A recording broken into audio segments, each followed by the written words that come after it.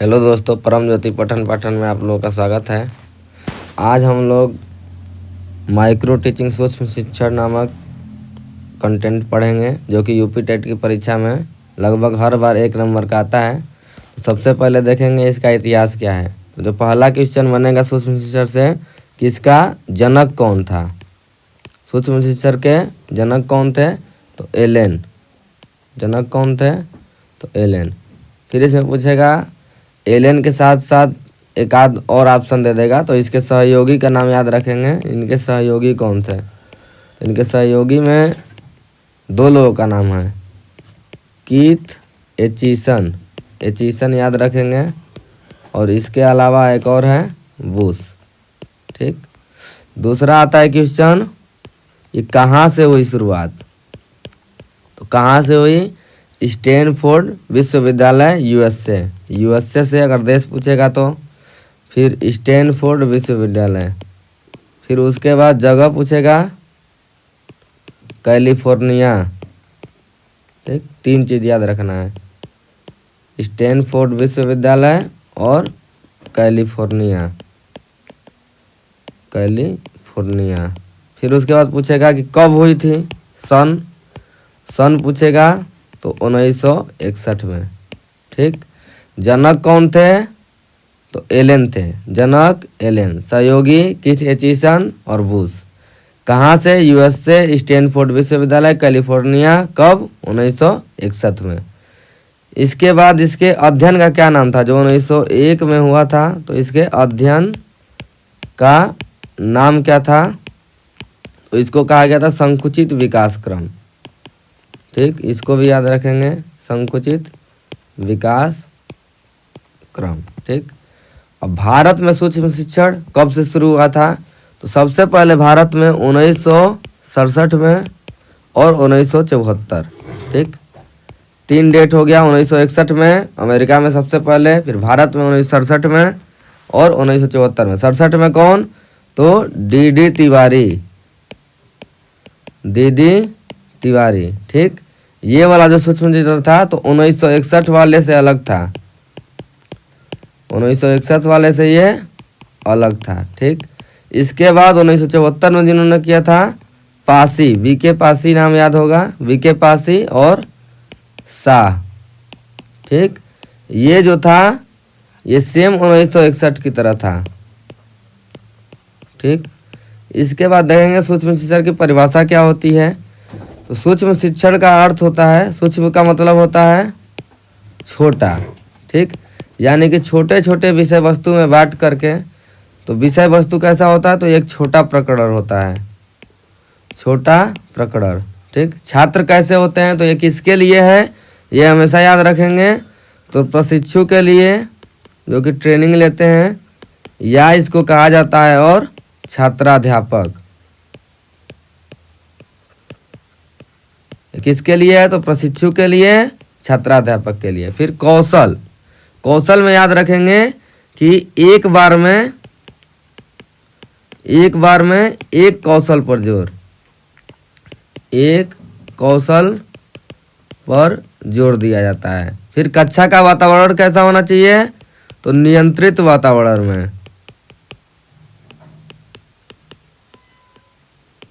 यानी कि इसको कह सकते हैं कि छोटे छोटे प्रकरण में, छोटे छोटे चक्र में बांट करके छोटे समय के लिए प्रशिक्षु और छात्राध्यापक के लिए एक बार में एक कौशल का अभ्यास कराया जाता है नियंत्रित वातावरण में। तो इसको कहा जाता है सूक्ष्म शिक्षण। इसको याद रखेंगे इसलिए क्योंकि ये 4 ऑप्शन दे देगा, इनमें से कौन सूक्ष्म शिक्षण के लिए सही है, इनमें से कौन सही नहीं है, तो इसके लिए ध्यान रखेंगे। अब चक्र में क्या होता है, सूक्ष्म शिक्षण कैसे कैसे चलता है। ठीक।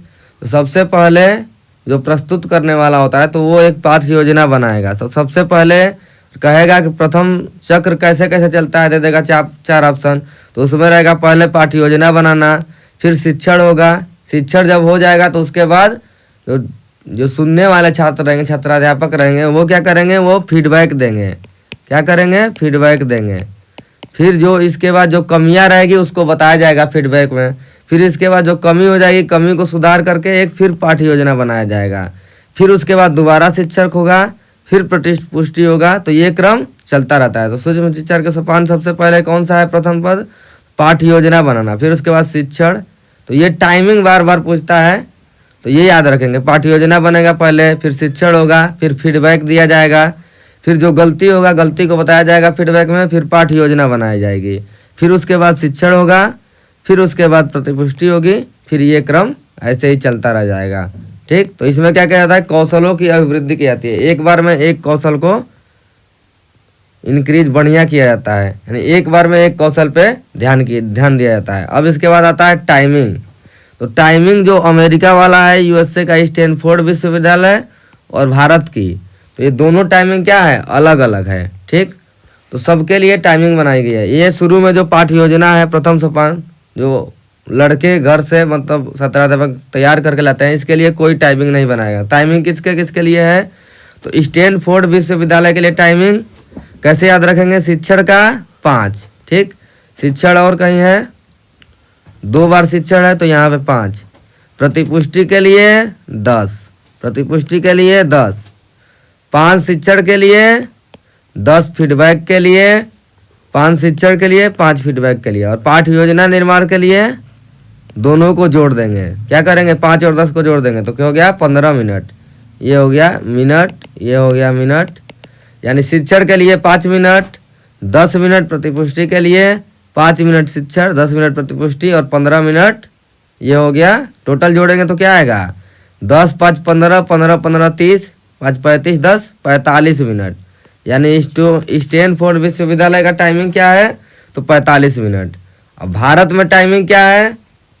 तो शिक्षण के लिए 6 मिनट, प्रतिपुष्टि के लिए भी 6 मिनट, शिक्षण के लिए 6 मिनट, प्रतिपुष्टि के लिए 6 मिनट, और पाठ योजना बनाने के लिए 12 मिनट। ठीक, तो ये हो जाएगा 6 6 12, 12 12 24, 24 34 6 36। तो भारत में टाइमिंग क्या है? 36 मिनट। तो क्वेश्चन पूछेगा कि सूक्ष्म शिक्षण की टाइमिंग क्या है भारत में? तो 36 मिनट। अगर अमेरिका में पूछेगा स्टैनफोर्ड विश्वविद्यालय का तो 45 मिनट। लेकिन अगर केवल ये क्वेश्चन में रहेगा कि सूक्ष्म शिक्षण की टाइमिंग क्या है, अगर दोनों में से केवल एक ऑप्शन दिया रहेगा 36 और 45 मिनट, तब तो वो मार देंगे। लेकिन अगर दोनों ऑप्शन में रहेगा और केवल ये लिखा रहेगा सूक्ष्म शिक्षण का समय क्या है, तो उसके लिए हम लोग क्या मारेंगे? भारत वाला ऑप्शन मारेंगे। क्या मारेंगे? भारत वाला ऑप्शन मारेंगे। ठीक, तो भारत की टाइमिंग है 36 मिनट, स्टैनफोर्ड विश्वविद्यालय की टाइमिंग है 45 मिनट। सबसे पहले शुरुआत कहाँ से हुआ था? स्टैनफोर्ड विश्वविद्यालय से। कब? 1961 में। जनक कौन है? तो एलन है। इतना हम लोग याद रखेंगे। भारत में 1967 में डी तिवारी और 1970 में पासी एवं शाह ने वैज्ञानिक अध्ययन किया था।